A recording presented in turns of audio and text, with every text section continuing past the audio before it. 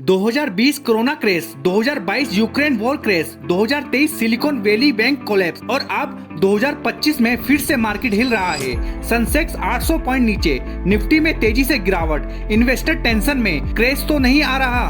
अगर आप भी कंफ्यूज हो कि मार्केट क्रेश होने वाला है या नहीं, तो ये वीडियो आपके लिए है।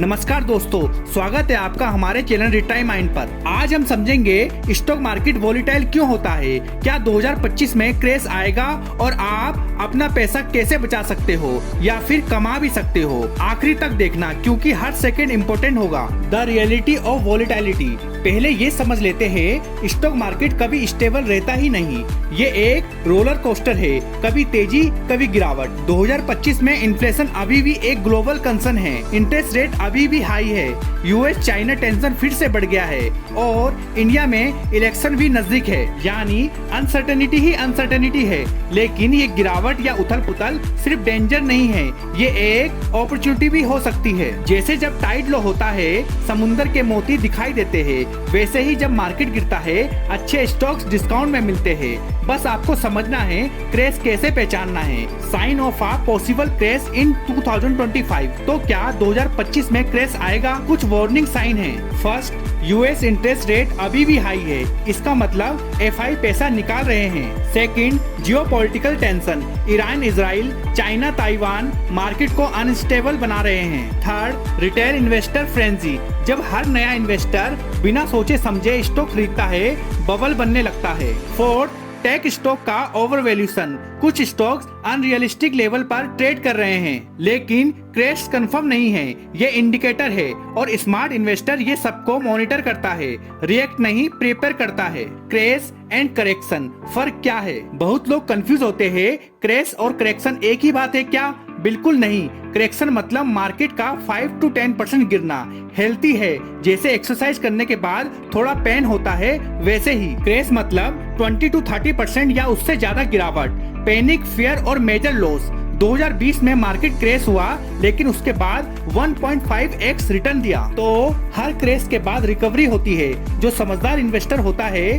वो उस वक्त सस्ते स्टॉक्स लेता है, इसलिए क्रैश का डर मत रखो, उसे समझो। Emotional roller coaster of retail investor. आम इन्वेस्टर का सबसे बड़ा दुश्मन उसका अपना इमोशन होता है। मार्केट 2% गिरा, पैनिक सेलिंग, मार्केट चढ़ा, फोमो में बाइंग, रिजल्ट लॉस ही लॉस। एक कहानी याद रखना, रवि ने 2020 क्रैश में 1 लाख इन्वेस्ट किया था टीसीएस, इन्फोसिस जैसे स्टेबल स्टॉक में। वो घबराया नहीं, 3 साल में उसका पोर्टफोलियो 2.4 लाख हो गया। लेकिन उसका दोस्त समीर हर तेजी गिरावट में पैनिक करता था, कभी बेचता कभी खरीदता। नेट रिजल्ट सिर्फ 10,000 का प्रॉफिट इन 3 ईयर। मार्केट सिर्फ उनका टेस्ट नहीं लेता जो पैसा लगाते हैं, मार्केट उनका टेस्ट लेता है जो इमोशनल कंट्रोल रखते हैं। क्या करना चाहिए अगर क्रैश आता है?